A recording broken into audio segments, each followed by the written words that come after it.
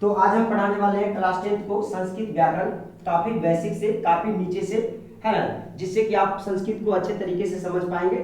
ठीक है, तो हम संस्कृत व्याकरण पढ़ा रहे हैं। संस्कृत व्याकरण, संस्कृत व्याकरण में जो है सबसे पहला आता है वर्ण विचार, है ना, वर्ण विचार, जिसमें हमें जानना होता है कि संस्कृत के वर्ण किस प्रकार से बने हुए हैं। फिर दूसरा जो है संधि है, दूसरा क्या है, संधि है।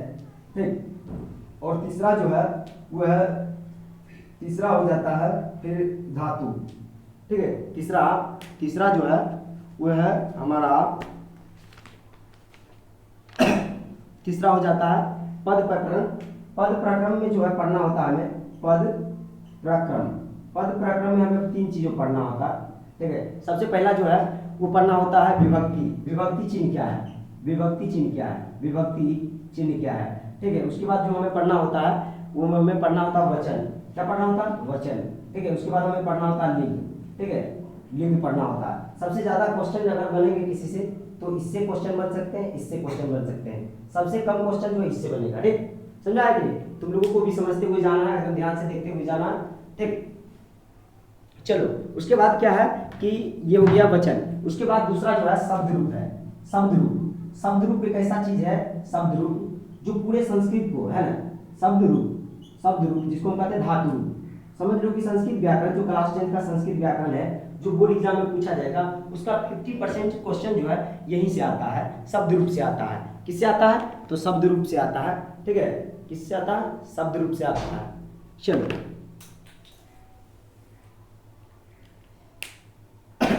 शब्द रूप, शब्द रूप में क्या पढ़ना होता है, तो शब्द रूप में जो है शब्द के बारे में जानना होता है। संज्ञा, संज्ञा क्या है, एक शब्द है।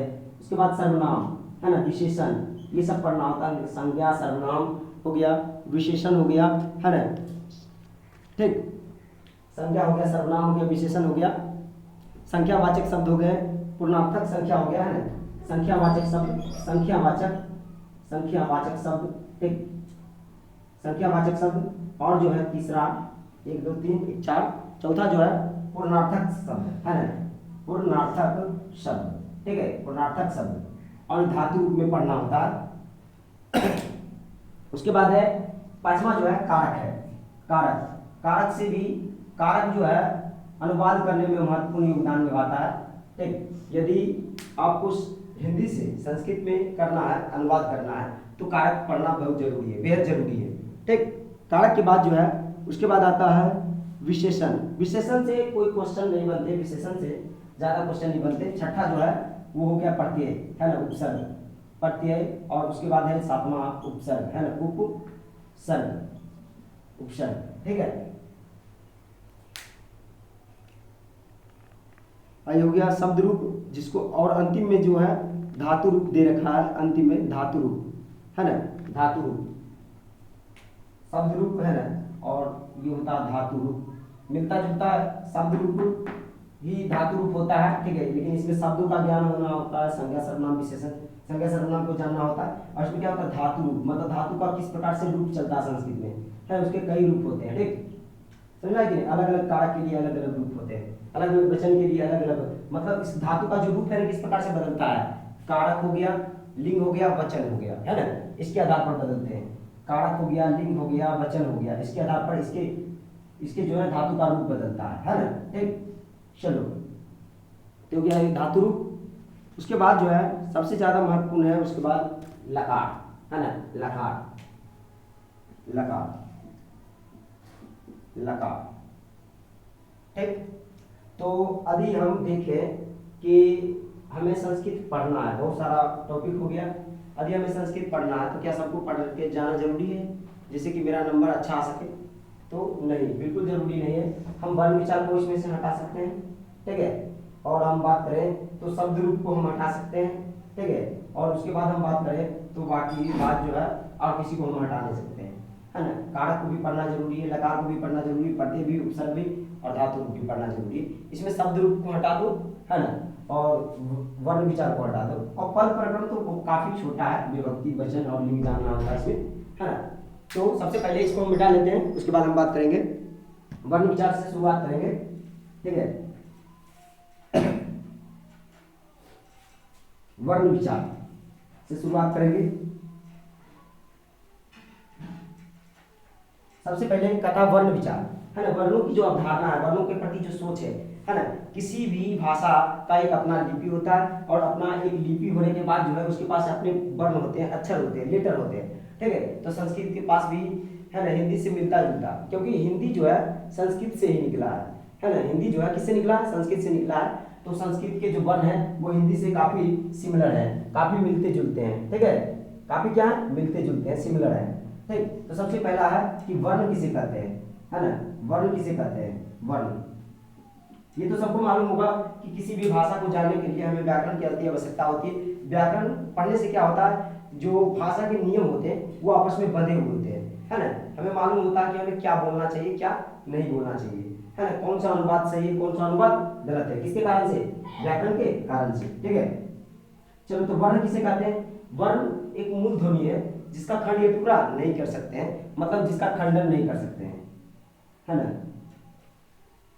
खंडन ना हो, है ना, खंडन ना हो, उसे हम क्या कहते हैं, वर्ण कहते हैं। जिसका खंडन ना हो उसे हम क्या कहते हैं, वर्ण कहते हैं। जिसका खंडन ना हो उसे हम वर्ण कहते हैं। अब बात आता है कि वर्ण के कितने भेद हैं, तो वर्ण के दो भेद हैं। वर्ण के कितने भेद हैं, दो भेद हैं। कौन कौन, स्वर वर्ण, है ना। वर्ण के दो भेद हैं, कौन कौन, तो स्वर वर्ण, है ना, स्वर वर्ण, स्वर वर्ण, है ना। उसके बाद है व्यंजन, व्यंजन वर्ण, है ना, व्यंजन वर्ण, ठीक है। स्वर वर्ण और व्यंजन वर्ण। उसके बाद प्रश्न उठता है कि स्वर वर्ण किसे कहते हैं, है ना। स्वर वर्ण किसे कहते हैं, स्वर वर्ण किसे कहते हैं, स्वर वर्ण। तो स्वर वर्ण जिस वर्ण के उच्चारण में किसी दूसरे की सहायता नहीं ली जाए, है ना। मतलब इसका जब उच्चारण कर रहे हैं तो किसी दूसरे वर्ण की सहायता नहीं ली जा रही, ये अपने स्वयं से उच्चारित हो रहे हैं, है ना। किसी की सहायता, किसी का सहारा की जरूरत नहीं है, है ना। तो हम लिख सकते हैं, क्या लिख सकते हैं, उच्चारण, उच्चारण स्वतः हो, स्वतः हो, है ना। उच्चारण क्या हो, स्वतः हो, स्वयं हो, ठीक है। उच्चारण क्या हो, स्वयं हो, जो स्वयं से उच्चारित हो, है ना। स्वर वर्ण जो है, स्वर वर्ण कितने हैं, स्वर वर्ण जो है टोटल वो 13 है। स्वर वर्ण कितने हैं, 13 है ना। स्वर वर्ण 13 है। स्वर वर्ण कितने हैं, 13 है। स्वर वर्ण जो है, स्वर वर्ण जो है वो 13 है। स्वर वर्णों की जो संख्या 13 है, कितना है, 13 है। कौन कौन, अ, आ, ई, दीर्घ ई, उ, दीर्घ उ, है ना। उसके बाद है री, है ना। उसके बाद है री, ए, ओ, औ, ठीक है। कितना हुआ, 1 2 3 4 5 6 7 8 9 10 11 12, है ना। और एक है री, है ना, री, और है री करके री है ना। री का भी री है, ठीक है। ये हो गया हमारा वर्ण। कितने हैं, स्वर वर्ण कितने हैं संस्कृत में, तो 13 है। कितने हैं स्वर वर्ण संस्कृत में, कितने हैं बाबू, 13 है, कुल 13 है, ठीक है। चलो आगे हम बात करते हैं व्यंजन वर्ण के बारे में, है ना। किसके बारे में बात करते हैं, व्यंजन वर्ण के बारे में बात करते हैं, ठीक है। व्यंजन वर्ण, व्यंजन, व्यंजन वर्ण, है ना, व्यंजन वर्ण, ठीक है। व्यंजन वर्ण, ठीक।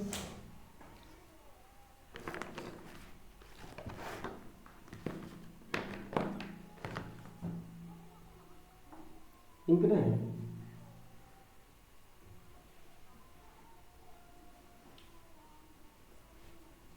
उसमें डाल के पास कर दो, उसमें इंक डाल दो। व्यंजन वर्ण, व्यंजन वर्ण में क्या होता है, जिस वर्ण का उच्चारण स्वर वर्ण की सहायता से हो, है ना। व्यंजन वर्ण में क्या होता है, जिस वर्ण का उच्चारण स्वर वर्ण की सहायता से हो, किससे हो, स्वर वर्ण की सहायता से हो। मतलब उच्चारण, उच्चारण किससे हो, उच्चारण स्वर वर्ण, है ना, स्वर वर्ण की सहायता से हो, सहायता से हो, स्वर वर्ण की सहायता से हो, ठीक है। स्वर वर्ण की सहायता से हो, उच्चारण स्वर वर्ण की सहायता से हो, उसे हम क्या कहते हैं, व्यंजन वर्ण कहते हैं। क्या कहते हैं, व्यंजन वर्ण कहते हैं, है ना, व्यंजन वर्ण कहते हैं, ठीक है। व्यंजन वर्णों की जो संख्या है टोटल 33 है। कितना है, 33 हो गए, है ना। कितना है, 33 है।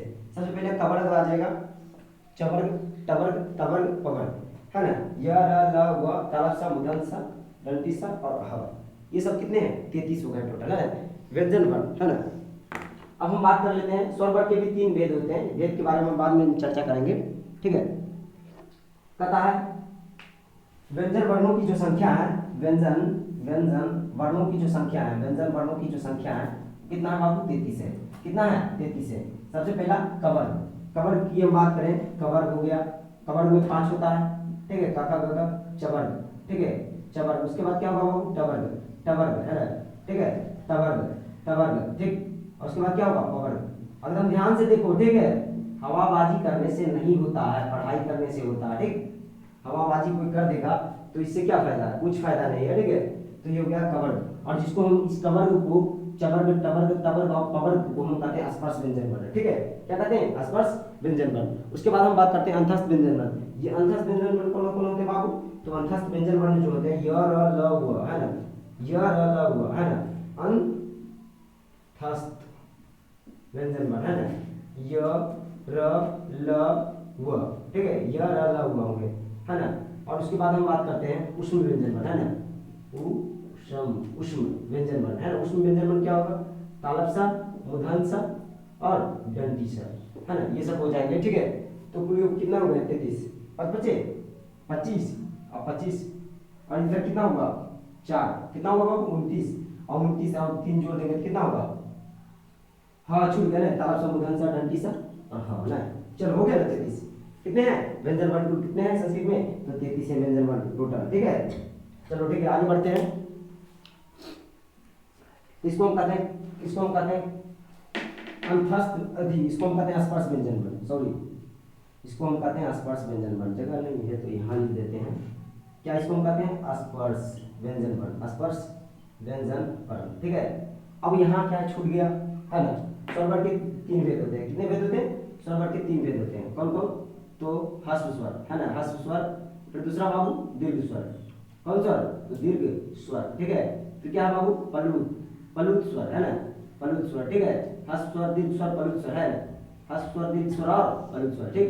1 2 3 ह्रस्व स्वर, दीर्घ स्वर और पल्लुत स्वर।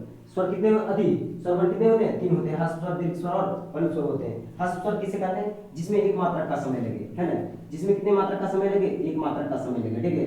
और दीर्घ स्वर किसे कहते हैं? जिसमें 2 मात्रा का समय लगे, ठीक है। और पल्लुत स्वर किसे कहते हैं? तो जिसमें 3 मात्रा का समय लगे, है ना। जैसे हम कहते हैं ह्रस्व स्वर अ, ठीक है, तो 1 मात्रा का समय लगा। आ 2 मात्रा का समय लगा। हे राम 3 मात्रा का समय लगा, ठीक है। क्लियर है?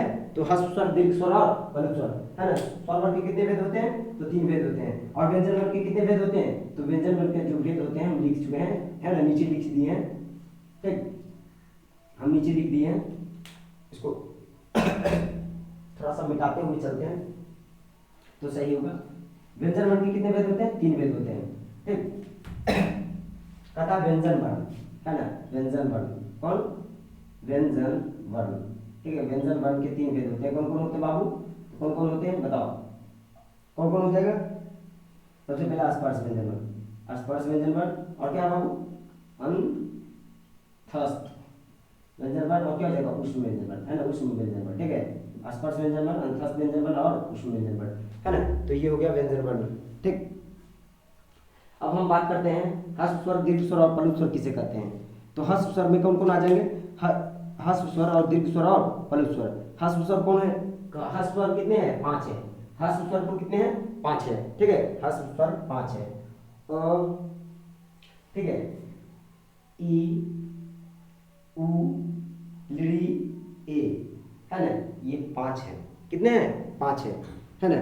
अ ई उ री लिड़ी, री, है ना, री और लिड़ी, ठीक है, ये 5 है। कितने हैं? 5। इसमें ए नहीं आएगा, ठीक है। चलो इसको मिटा लेते हैं, इसको मिटा देते हैं थोड़ा सा।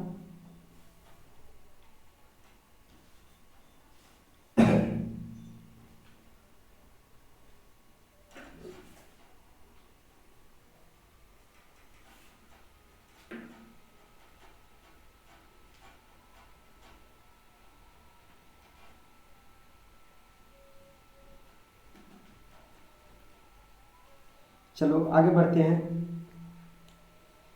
ह्रस्व स्वर, ह्रस्व स्वर, स्वर, स्वर के कितने भेद हैं? तो 3 भेद है। स्वर वर्ण, है ना, स्वर वर्ण, स्वर वर्ण के कितने भेद है बाबू? तो 3 भेद है। ह्रस्व स्वर, और फिर क्या है दूसरा? दीर्घ स्वर, और तीसरा क्या बाबू? तो तीसरा जो है वो है पल्लुत, पल्लुत स्वर। कौन है? पल्लुत स्वर है, ठीक है। ह्रस्व स्वर, ह्रस्व स्वर कौन कौन हो जाएंगे? ह्रस्व स्वर बताओ तो क्या हो जाएगा बाबू, अ हो जाएगा, और क्या हो जाएगा, ई हो जाएगा, और क्या हो जाएगा, ली हो जाएगा, और क्या हो जाएगा, री हो जाएगा, और क्या हो जाएगा बाबू, ऊ हो जाएगा। ठीक है, 5 है ना। तो बचा कौन, बचा कौन, 8 5 13, तो 5 ये हुआ बाबू, इसकी संख्या 5, इसकी संख्या 5, हर्ष स्वर की संख्या कितना हुआ 5। उसी प्रकार से हम दीर्घ स्वर की बात करते हैं, तो दीर्घ स्वर जो है, अच्छा 13 डिब्बा बन जाएगा इसका ना। चलो कुछ इस प्रकार से बना देते हैं, है ना। ये हो गया हर्ष स्वर, ठीक है, हर्ष स्वर, ठीक। हर्ष स्वर के, हर्ष स्वर को कितने हो जाएंगे, 8 हो जाएंगे, जो भी बच गया वो 8 हो जाएंगे। कौन कौन बचा, आ बच गया, है आ ई दीर्घ ई, है ना, और क्या बच गया, ए आई ओ, और कौन बचा बाबू, ओ, ठीक है। उसके बाद हो गया री, है ना, री, और फिर क्या हो गया, दुगु, ठीक है। और कौन कौन हो गया, कितना हुआ, 1 2 3 4 5 6 7 8, 1 2 3 4 5 6 7 8, 1 2 3 4 5 6 7 8। इसमें तो री शामिल है ना, री तो यहाँ ली आ रहा है। अच्छा 8 कौन कौन है देख लेते थोड़ा सा, इसमें क्या छूट रहा है, हाँ री, री का भी री, ये री और ये है री का भी री है ना, री सी, जैसे री सी लिखा था, री सी, है ना, ठीक है। तो री का भी री, है ना, री, और ये अलग है और ये अलग है, ठीक। ये कितने हैं, 8 है, कितने 8। अब कहता पल्लु स्वर बाबू इसकी कोई संख्या नहीं है ना, ये संबोधन में काम आता है, किसमें, संबोधन में, संबोधित करने में, संबोधन मतलब हकाने में, है ना, संबोधन मतलब हकाने में, बुलाने में, संबोधन, ठीक है, संबोधन के लिए आते हैं, ठीक। चलो डायग्राम से बताते जा रहे हैं, याद हो जाना चाहिए, ठीक है। तो इस प्रकार से जो है ना, इस प्रकार से हमारा वर्ण विचार खत्म हो गया, वर्ण विचार हम पूरा पढ़ा दिए, ठीक। संदीप कुमार जो है वो हमसे बोला था कि सर संस्कृत के ऊपर वीडियो बनाइए, तो ये हमारा पहला लेक्चर है। उसके बाद जो है हम संधि के बारे में बात करेंगे, और उसके बाद इसी प्रकार से पद प्रक्रम के बारे में बात करेंगे, लकार के बारे में बात करेंगे, इसी तरह से हम बढ़ते जाएंगे, है ना, ठीक है। तो अब हम मिलते हैं अगले लेक्चर में, आज के लिए इतना ही।